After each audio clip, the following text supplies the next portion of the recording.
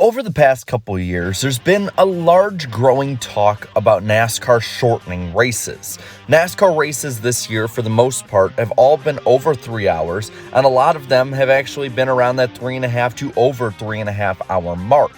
And to a degree, I get this. I personally agree that some races need to be shorter. There's no reason we should run 500 miles at Texas. But at the same time, a lot of people have brought up that NASCAR has brought part of this problem upon itself. This being in the form of stage racing. And while it's been around now for 5 going on to its current 6th year of competition in NASCAR Cup Series racing, stage racing is something that a lot of people don't factor in when looking at the time of races. And overall, I think that this, among with some other things, is a really large reason why I think NASCAR stage racing needs to be revamped. Now, let's start off, of course, with the time of races. As of recording this video, I am looking back from the Daytona 500 through Dover this year. Darlington, as of this video coming out, will have just been run, but I'm not going to include any numbers from that. I'm also going to exclude Dirt Bristol, as it's just so different, you can't really add it into the stage numbers overall. So, looking at these races from Daytona to Dover, one thing I noticed is that only one of them is under 3 hours, that being Martinsville, where literally nothing happened. It took 2 hours and 40 minutes. The longest race of the year out of these was actually Atlanta, which took almost 4 hours. After that, it would be Dover that took almost 4. Then you'd hover around the 3.5 hour mark with races like the Daytona 500, Las Vegas, COTA, as well as Talladega. Now, a large part of the reason that these races are so drawn out is the stages. Because if you're new to NASCAR, what you might need to know is that NASCAR stage racing goes to a certain point of laps into a stage, whether it's from the start to the end of the first stage or the end of the first stage to the end of the second. And then they throw a caution. This, in large part, was due to the fact that NASCAR pre-2017 would throw debris cautions to spice up races and keep stuff closer together because, in all honesty, the racing of the COT, and especially Gen 6, was not up to par, and natural cautions were getting less and less in frequency. So going back to 2022, through Dover, with the exception of Bristol, stage yellows have lasted in total, when you add both of them up, between 17 and 27 minutes per race, which means realistically you're going to have 20 to 25 minutes of dead time during a race. Most stick and ball sports, for instance, which this has been most compared to and probably taken a lot of influence from, have about 10 or less dead minutes in 3 breaks between quarters, for instance with the NFL or NBA. This kills the momentum of races and makes the races seem longer than they actually are.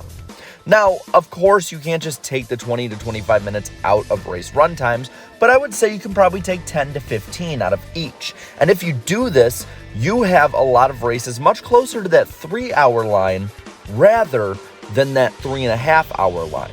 And the reason this is important is because a more crisp, concise race that, for those who don't want to shorten races, doesn't actually take any of the racing, if anything, actually adds racing to the event, would help immensely in bringing viewers in and keeping them invested. Listen, if I'm going to watch a YouTube video, for instance, or a race replay, which is where I got these numbers from off NASCAR's YouTube channel, well, I'm going to skip through the stages. I don't want to sit for 10 to 15 minute stage breaks, which is actually what has happened this year. While NASCAR has, since the first 4 races, shortened the stages a bit, they're still pretty long. The first stage at Dover and the second at Talladega, the stage breaks for those lasted 10 minutes. That is 10 minutes of dead time that didn't need to be there. The longest stage this year actually being the first Auto Club stage break, which was almost 15 minutes long at 14 minutes and 8 seconds long. The shortest stage break this year happened at Atlanta. The stage break after the first stage at Atlanta only lasted 8 minutes and 17 seconds. That's 8 minutes and 17 seconds that completely takes the air out of the broadcast that then needs to be reintroduced later. A lot of people will say that they should keep NASCAR races at or under 3 hours. And to a degree, I understand this. NASCAR races can drag on, especially 500-mile races. But one of the things that keeps these races interesting is strategy. And if you're going to have more strategy in shorter races with the same amount of racing, I think that everybody who wants every kind of different thing with this deal would win out on this. With strategy, there can be a lot of interstage strategy, where in the stage itself, drivers are trying different tire strategies, pitting at different times, and that is interesting.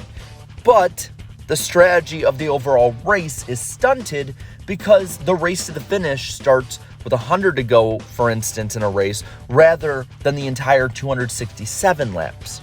And for this reason, a lot of fans don't need to watch until the last 50% of a race, because essentially, while the stages do award points, they don't matter in the finish of the race, which is what all of those who aren't diehards are going to be watching for. People who don't normally watch NASCAR, who are just getting into it, they are not looking at the stage points and the stage breaks and playoff points. What initially brings them in is the race to the finish, the racing for the grand prize, not just winning bits of points here and there. That's stuff that diehards, or people who are definitely going to be into the sport, learn later on. For instance, in a comparison, for somebody like me who got into it in the mid-2000s, I didn't care about bonus points for leading laps for probably the first half of the season. What I cared about was who was going for the win. And it's the same kind of deal with stage points, though I will say stage points have been given more weight than those laps led. Now, the strategy too has really been an outlier.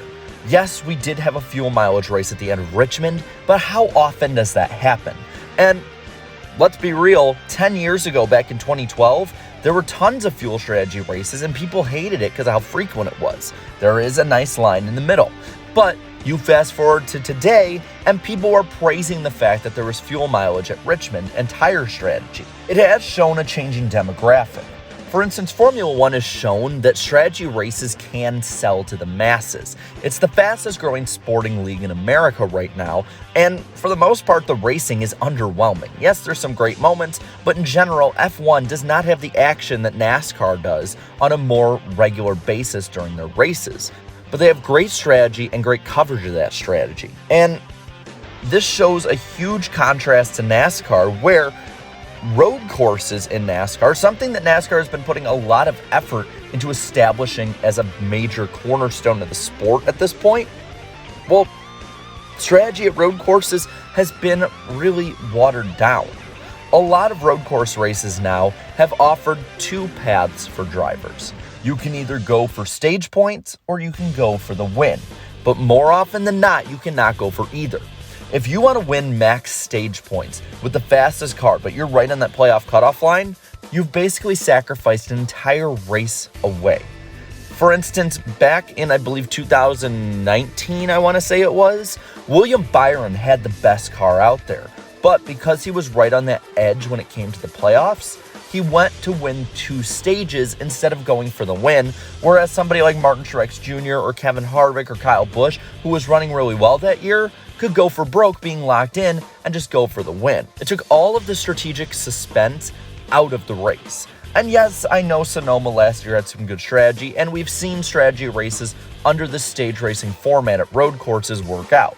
But again, it's few and far between. And if you're wanting to be realistic about road course racing, while the racing itself on restarts and the bumping and banging is good, one of, if not the most important parts of road course racing is the multiple different strategies that could change at any point when you don't know when the caution will be. So this leads to my idea for it. And my idea is not a new one. It's not an original idea, but it's one that has gained more and more merit the longer we see stage racing, especially in the NASCAR Cup Series. The idea? Stay green at the end of stages. While a third of the way through the first season with the next-gen car, so far this year, it's shown that natural cautions are definitely trending upwards. These cars are hard to drive, and naturally, this can replace stage cautions and give NASCAR TV providers time for commercial breaks or ad reads or whatever it might be. A lot of these races show that the broadcasters don't even use the stage breaks to go on commercial break. How many times this year have we missed something happen because the broadcasters are on commercial when there's green flag racing, but will show 80% of the stage caution on their broadcast? Yes, I know that there's pit stops and that's an important part, but how many times have we seen, for instance, where they just watch as they parade around for 5 laps? It's not using the stage cautions to their fullest extent, and if they're not going to do that, why bother? You can still award the points, you just add a little bit more strategy to it. Imagine going for the stage points on a road course, but at the same time, not having to sacrifice going for the win. You could have somebody who's completely out of the playoff bubble line get maximum points and put themselves in a better position later in the year if you're going to keep the playoff system as it is right now. Also, you could literally see people trying to save fuel on long green flag runs, extending their runs, and changing the outcome of the race because, well, they might have screwed themselves in the long term to get more short term, but still have that green flag racing to make it up. The big point right here I'm trying to say is rely on natural born racing. Now, obviously, racing itself isn't natural, but what I mean by that is let the progression of the race speak for itself. When I look at some of these races and I see that a good 10% of the race's runtime was run under manufactured yellows, it's something that as a fan, I feel cheated by. Because in looking at it, I know for a fact that I was missing out on racing so that NASCAR could manufacture drama during it. Right now, being as real as you can be is the way to gain fans. So I don't think this should happen this year. I think NASCAR is setting its rules, and while you can change stuff like restart policies and maybe green-white checker policies during the year, I think changing something as major as how you run races with stages is just a step too far. Now, with me saying all of that, I want to pass it on to you. What do you think NASCAR should do with stage racing? Keep it the same, do what I said, or just scrap it entirely? Let me know down in the comments below. While you're at it, leave a like on this video, share this video, and subscribe to my channel for more great NASCAR content throughout the year. Thank you to all my channel members for your continued support, and until next time, have a good one.